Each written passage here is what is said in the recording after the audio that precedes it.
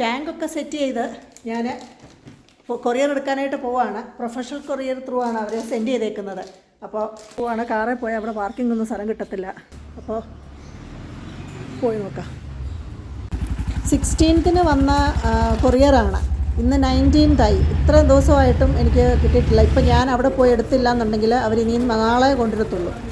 അപ്പോഴത്തേക്ക് ഫിഷ് ജീവനോട് ഇരിക്കുമെന്ന് അറിയത്തില്ല. അതുകൊണ്ടാണ് ഞാൻ വന്നെടുക്കാമെന്ന് വിചാരിച്ചത്. ഇത് ഞാൻ ഫിഷസ് വാങ്ങിച്ചേക്കുന്നത് കാലിക്കറ്റ് ജോസ് ഫാം. അപ്പോൾ തുറന്നു നോക്കാം. കുറേ നാളും കൊണ്ട് ഞാൻ നോട്ടം ഇട്ട് വെച്ചിരുന്ന ഒരു ഫിഷാണ് ജയൻ്റ് ഒറാൻഡാസ്. എന്ത് ഭംഗിയായിരുന്നു കാണാനായിട്ട്. എനിക്കത് വാങ്ങിക്കണം ഞാൻ കുറേ നാളും കൊണ്ട് ഇങ്ങനെ മനസ്സിൽ വിചാരിച്ചുകൊണ്ടിരിക്കുമായിരുന്നു.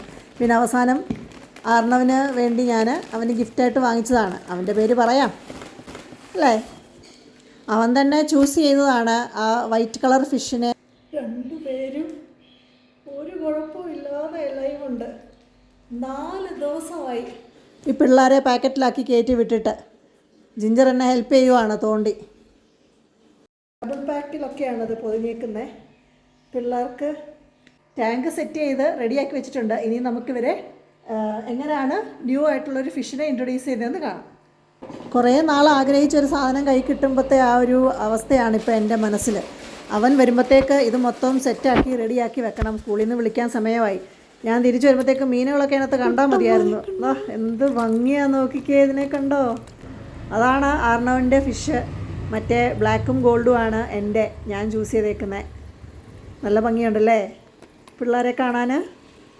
ഒന്നും പറ്റാണ്ടിരുന്നാൽ മതിയായിരുന്നു. ഭയങ്കര സ്ട്രെസ്സിലായിരിക്കും ഇവർ ഇരിക്കുന്നത്. ഞാനിപ്പം ഒന്നും ചെയ്യാനൊന്നും പോകുന്നില്ല. ജസ്റ്റ് വെള്ളത്തിൽ ഇടുന്നതേ ഉള്ളൂ ഇന്നൊരു 2 ദിവസത്തേക്ക്. അവനെ പോയി സ്കൂളിൽ നിന്ന് വിളിച്ചുകൊണ്ട് വരാം. അവന് വിചാരിച്ചിരിക്കുന്നത് ഈ ഫിഷ് രക്ഷപ്പെട്ട് കിട്ടത്തില്ല, മോസ്റ്റ്ലി ഡെഡായി പോവല്ല, എന്തെങ്കിലും പറ്റും എന്നായിരുന്നു വിചാരിച്ചത്. കാരണം എൻ്റെ ഫോൺ കോൾസിൽ ടെക്സ്റ്റ് ചെയ്യുമ്പോഴൊക്കെ ഇവൻ വാച്ച് ചെയ്യുന്നുണ്ട്. ഞാൻ ടെൻഷൻ അടിക്കുന്നത്.